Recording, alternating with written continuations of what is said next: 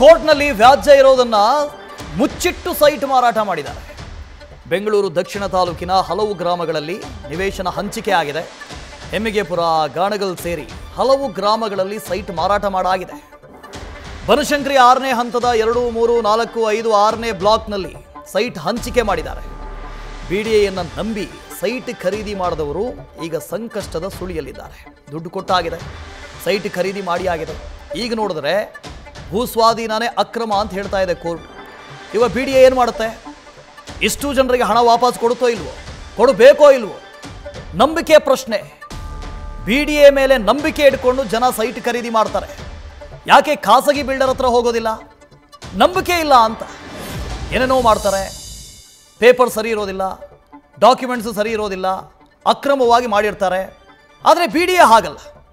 ಸರ್ಕಾರದ ಸಂಸ್ಥೆ, ಕಾನೂನಾತ್ಮಕವಾಗಿ ಇರುತ್ತೆ, ಎಲ್ಲ ಪೇಪರ್ಸ್ ಕ್ಲಿಯರ್ ಆಗಿರುತ್ತೆ, ಡಾಕ್ಯುಮೆಂಟ್ಸ್ ಕ್ಲಿಯರ್ ಆಗಿರುತ್ತೆ, ಸೇಫ್ ಆಗಿ ತಗೋಬೋದು. ಇದೇ ಕಾರಣಕ್ಕೆ ಬಿಡಿಎ ಸೈಟೇ ಓಕೆ ಅಂತ ಹೋಗ್ತಾರೆ.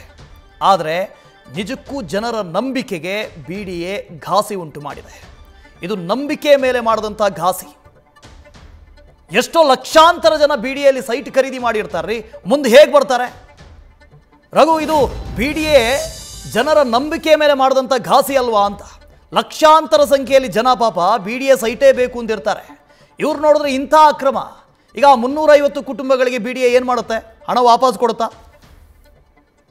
ಖಂಡಿತವಾಗಲೂ ಕೂಡ. ಯಾಕಂದರೆ ಇದು ಬಿಡಿಎ ನಿವೇಶನದಾರರಿಗೆ ಬಿಡಿಎ ಅಧಿಕಾರಿಗಳು ಸರ್ಕಾರ ಮಾಡಿರುವಂಥ ಮಹಾ ಮೋಸ ಅಂದರೆ ತಪ್ಪಾಗಲಾರದು. ಯಾಕಂದರೆ ಇವತ್ತು ಕಳೆದ 24 ವರ್ಷಗಳ ಹಿಂದೆ ಅಥವಾ ಕೆಲವು ದಶಕಗಳ ಹಿಂದೆ ಅಥವಾ 10 ವರ್ಷಗಳ ಹಿಂದೆ ಏನು ತಮ್ಮಲ್ಲಿರುವಂಥ ಹಣವನ್ನು ಅಲ್ಲಿ ಹೂಡಿಕೆ ಮಾಡಿದರು, ಸೈಟ್ ಮೇಲೆ ಹೂಡಿಕೆ ಮಾಡಿದರು.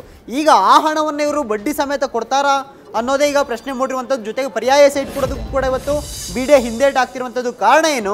ಈಗ ಕೋರ್ಟಲ್ಲಿ ಕೇಸ್ ನಡೀತಾ ಇದೆ. ಆ ಕೋರ್ಟ್ ಕೇಸ್ ಮುಗಿದ ನಂತರ ನಾವು ನಿಮಗೆ ಸೈಟ್ ಹಂಚಿಕೆ ಮಾಡ್ತೀವಿ ಅನ್ನೋ ಒಂದು ಮಾತುಗಳನ್ನು ಕೂಡ ಬಿಡಿಎ ಹೇಳ್ತಾ ಇದೆ. ಆದರೆ 24 ವರ್ಷಗಳಿಂದ ಬಿಡಿಎ ಏನು ಮಾಡ್ತಾ ಇತ್ತು? ಒಂದು ಕಾನೂನು ಹೋರಾಟದಲ್ಲಿ ಫೇಲ್ಯೂರ್ ಆಗಿರೋದು ಯಾಕೆ ಅನ್ನೋ ಒಂದು ಪ್ರಶ್ನೆ ಕೂಡ ಈಗ ಉದ್ಭವ ಆಗುತ್ತೆ. ಈಗ ನಿವೇಶನದಾರರು ಆರೋಪ ಮಾಡ್ತಿರೋ ಪ್ರಕಾರ ಬಿಡಿಎ ಅಧಿಕಾರಿಗಳು, ಬಿಡಿಎ ಲೀಗಲ್ ಸೆಲ್ ಏನಿದೆ, ಜೊತೆಗೆ ಬಿಡಿಎ ಅಧಿಕಾರಿಗಳೇನಿದ್ದಾರೆ, ಕೆಲವರು ಅಲ್ಲಿನ ಭೂ ಮಾಲೀಕರು ಜೊತೆಗೆ ಕೆಲವು ಬಿಲ್ಡರ್ಗಳ ಜೊತೆ ಶಾಮೀಲಾಗಿ ಒಂದು ಕಾನೂನು ಹೋರಾಟದಲ್ಲಿ ಹಿಂದೆ ಬಿದ್ದಿದ್ದಾರೆ ಅನ್ನೋ ಒಂದು ಆರೋಪ ಕೂಡ ಕೇಳಿ ಬರ್ತಿರುವಂಥದ್ದು.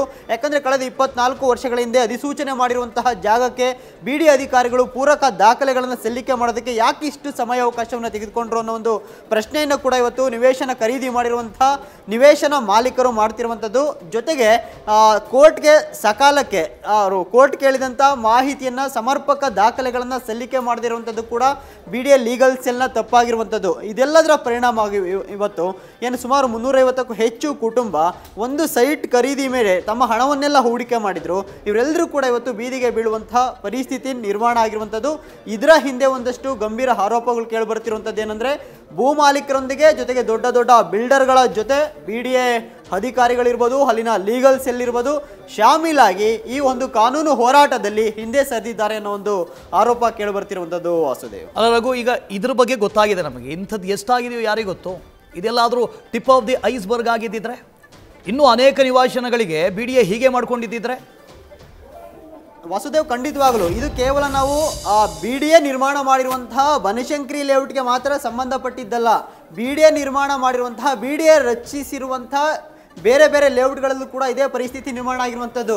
ಇವತ್ತು ಕೆಂಪೇಗೌಡ ಲೇಔಟ್ ಇರ್ಬೋದು, ಅರ್ಕಾವತಿ ಲೇಔಟ್ ಇರ್ಬೋದು, ಜೊತೆಗೆ ಹೊಸದಾಗಿ ನಿರ್ಮಾಣ ಮಾಡ್ತಿರುವಂತಹ ಶಿವರಾಮ್ ಕಾರಂತ ಲೇಔಟ್ನಲ್ಲೂ ಕೂಡ ಸಾಕಷ್ಟು ಕಾನೂನು ತೊಡಕುಗಳಿರುವಂಥದ್ದು. ಇವತ್ತು ಕೂಡ ಅರ್ಕಾವತಿ ಲೇಔಟ್ನಲ್ಲಿರುವಂತಹ ನಿವೇಶನದಾರರಿಗೆ 1,000ಕ್ಕೂ ಹೆಚ್ಚಿನ ಜನರಿಗೆ ಸೈಟ್ಗಳು ಸಿಗದೆ ಅವರು ಕೂಡ ಬಿಡಿಎಗೆ ಹಲಿದಾಡುವಂತಹ ಪರಿಸ್ಥಿತಿ ನಿರ್ಮಾಣ ಆಗಿದೆ.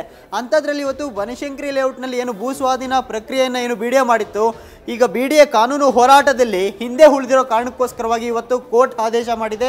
ಭೂ ಸ್ವಾಧೀನ ಪ್ರಕ್ರಿಯೆಯನ್ನೇ ರದ್ದು ಮಾಡಿ ಇವತ್ತು ಕೋರ್ಟ್ ಆದೇಶ ಮಾಡಿರುವಂಥದ್ದು. ಮತ್ತೊಂದು ಕಡೆ ಈ ಒಂದು ಕಾನೂನು ತೊಡಕುಗಳಿರುವಂಥದ್ದು ನಿವೇಶನ ಮಾಲೀಕರಿಗೆ ಮಾಹಿತಿಯನ್ನೇ ನೀಡದೆ ಆ ಒಂದು ಇನ್ಫಾರ್ಮೇಷನ್ನ ಮುಚ್ಚಿಟ್ಟು ಸೈಟ್ಗಳನ್ನು ಮಾರಾಟ ಮಾಡಿರುವಂತಹ ಆರೋಪ ಕೇಳಿಬಂದಿದೆ. ಇದರ ಜೊತೆಯಲ್ಲಿ ಈ ಹರಾಜು ಮಾಡುವಂತಹ ಸಮಯದಲ್ಲೂ ಕೂಡ ಬಿಡಿಎ ಅಧಿಕಾರಿಗಳು ಕಾನೂನು ತೊಡಕು ಇರುವಂತಹ ಯಾವುದೇ ಮಾಹಿತಿಯನ್ನು ಕೂಡ ಗ್ರಾಹಕರಿಗೆ ನೀಡುವಲ್ಲಿ ಅಥವಾ ಗ್ರಾಹಕರಿಗೆ ಬಹಿರಂಗಪಡಿಸುವಲ್ಲಿ ವಿಫಲ ಆಗಿರುವಂಥದ್ದು. ಜೊತೆಗೆ ಇದನ್ನು ಮುಚ್ಚಿಟ್ಟು ಸೈಟ್ಗಳನ್ನು ಮಾರಾಟ ಮಾಡಿರುವಂತಹ ಆರೋಪ ಕೇಳಿಬರುತ್ತಿರುವಂಥದ್ದು. Vasudev, okay, thank you Raghupal. News first, ನಿರ್ಭೀತಿಯಿಂದ ನಿಮ್ಮ ಪರವಾಗಿ.